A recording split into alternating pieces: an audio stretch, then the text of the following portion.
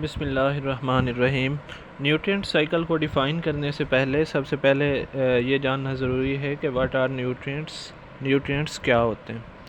Nutrients ऐसे ग़िज़ाई अज्जा होते हैं जो ग्रोथ और डेवलपमेंट के लिए ज़रूरी होते हैं, और इसके अलावा इनका एक अहम मकसद तवानाई यानी एनर्जी फ़राहम करना भी होता है। तो न्यूट्रिएंट साइकिल एक ऐसा प्रोसेस है जिसके ज़रिए न्यूट्रिएंट्स मूव करते हैं इन्वायरमेंट में से, माहौल में से, और ये सपोर्ट करते हैं growth and development of living organisms, जिंदा जानदारों की ग्रोथ और डेवलपमेंट को। न्यूट्रिएंट साइकिल जो है ये कंटिन्यूअस फ़्लो है, इसमें मुसलसल बहाव होता है इसेंशियल एलिमेंट्स का, जैसे कार्बन है, नाइट्रोजन है, फास्फोरस है और दूसरे न्यूट्रिएंट्स हैं। स्टेप्स अगर हम देखें तो सबसे पहले है एब्जॉर्प्शन एंड असिमिलेशन। एब्जॉर्प्शन का मानी है न्यूट्रिएंट्स को जज़ब करना, असिमिलेशन का मानी है उन्हें अपने जिस्मों का हिस्सा बनाना।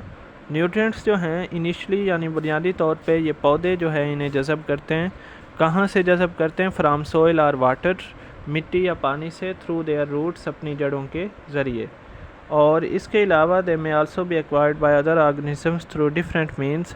दूसरे जानदार भी इन्हें हासिल कर सकते हैं, जैसे इंजेस्शन और एब्जॉर्प्शन फ्राम देयर सराउंडिंग्स, कि वो या तो किसी जानदार को खा के इन्हें हासिल कर सकते हैं, इंजेस्शन मानी खाना, या फिर माहौल से बराह रास्त अपने जिस्मों के ज़रिए चीज़ों को जज़ब करते हैं, जैसे फंजाई करते हैं।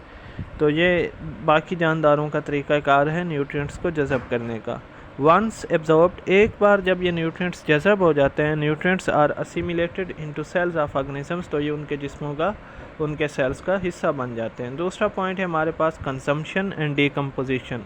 कंजम्पशन का मानी है कि उन न्यूट्रिएंट्स को इस्तेमाल किया जाएगा, और डीकम्पोजिशन का मानी है कि जब जानदार जो हैं ये मर जाते हैं तो इनके जिस्मों को तोड़ के न्यूट्रिएंट्स को दोबारा माहौल में रिलीज़ किया जाएगा।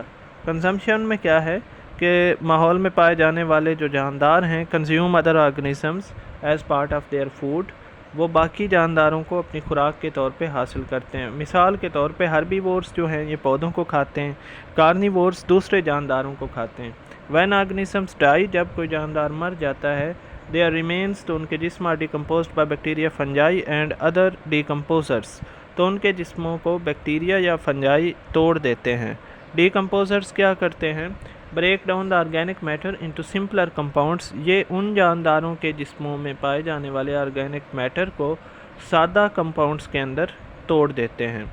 Releasing nutrients back into environment, और दोबारा न्यूट्रिएंट्स को माहौल में शामिल कर देते हैं। न्यूट्रिएंट रिलीज़ जो है ये भी इसी से मिलता जुलता प्रोसेस है कि डिकम्पोजिशन होगी, उससे जो है जानदार के जो कम्प्लेक्स कंपाउंड्स हैं उन्हें सिंपल में तोड़ा जाएगा और फिर दोबारा न्यूट्रिएंट्स को माहौल के अंदर रिलीज़ किया जाएगा। अब जब ये न्यूट्रिएंट्स जो हैं ये माहौल में रिलीज़ हो जाते हैं तो इसके बाद क्या होगा? इनकी साइकिलिंग होगी। न्यूट्रिएंट साइकिलिंग में क्या होता है? रिलीज्ड न्यूट्रिएंट्स जो हैं ये फिर अवेलेबल होते हैं किसके लिए? रीयूज़ के लिए by plants and other organisms, कि इन्हें प्लांट्स, पौधे और बाकी जानदार यूज़ कर लेते हैं। और इसमें क्या होगा?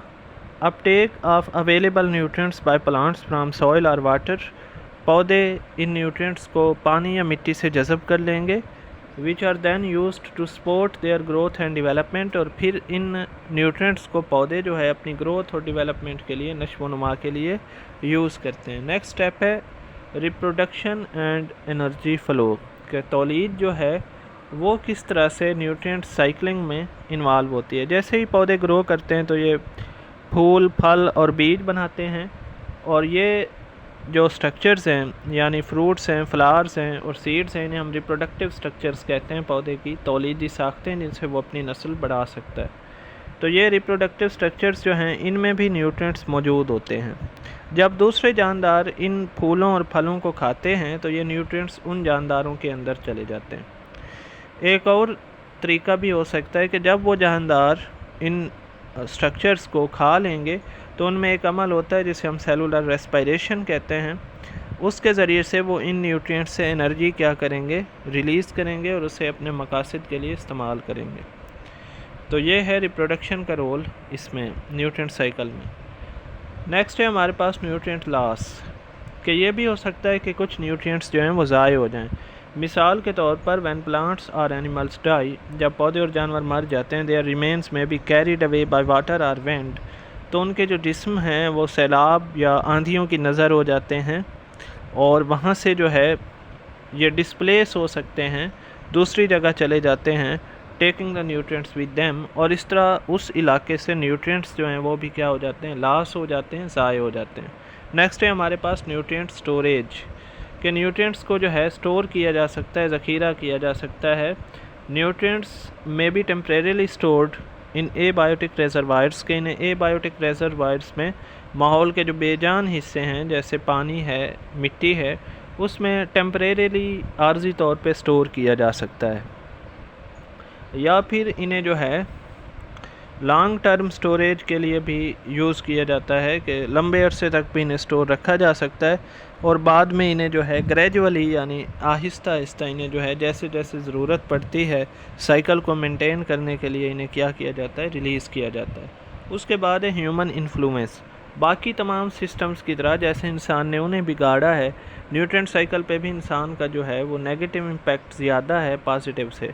इंसान ने सबसे ज़्यादा जो है इंसान जिस तरह से मुतासिर करता है न्यूट्रिएंट साइकिल को, उसमें है use of fertilisers in agriculture, के इंसान जो है वो ज़मीन में या बेहतर फसलें हासिल करने के लिए खादों का इस्तेमाल करता है और इसके नतीजे में क्या होता है, न्यूट्रिएंट रन ऑफ होता है, यानी जब बारिश होगी या पानी लगाया जाएगा खेत को तो वो न्यूट्रिएंट्स जो हैं उस पानी में हल हो जाते हैं और वो पानी जो है फिर चला जाता है वाटर बॉडीज़ के अंदर, यानी वो खालों से होता हुआ हमारे पास नहरों में जा सकता है, झीलों में जा सकता है और वहाँ पे क्या ये काज़ करेगा, यूट्रोफिकेशन काज़ करेगा, आबी आलूदगी का सबब बनेगा और इसके नतीजे में क्या होगा, हमारा जो एक्वेटिक इकोसिस्टम है यानी जो आबी इकोसिस्टम है या पानी वाला इकोसिस्टम है वो डिसरप्ट हो जाएगा, यानी उसमें जो है गड़बड़ पैदा हो जाएगी।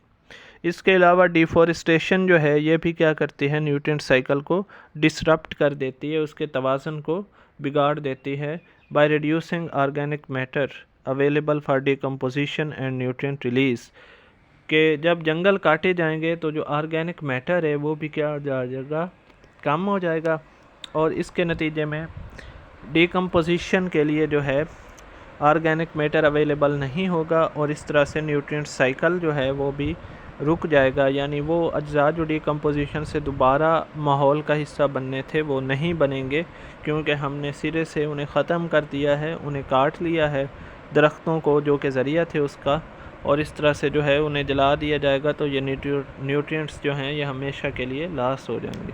तो ये था न्यूट्रिएंट साइकिल।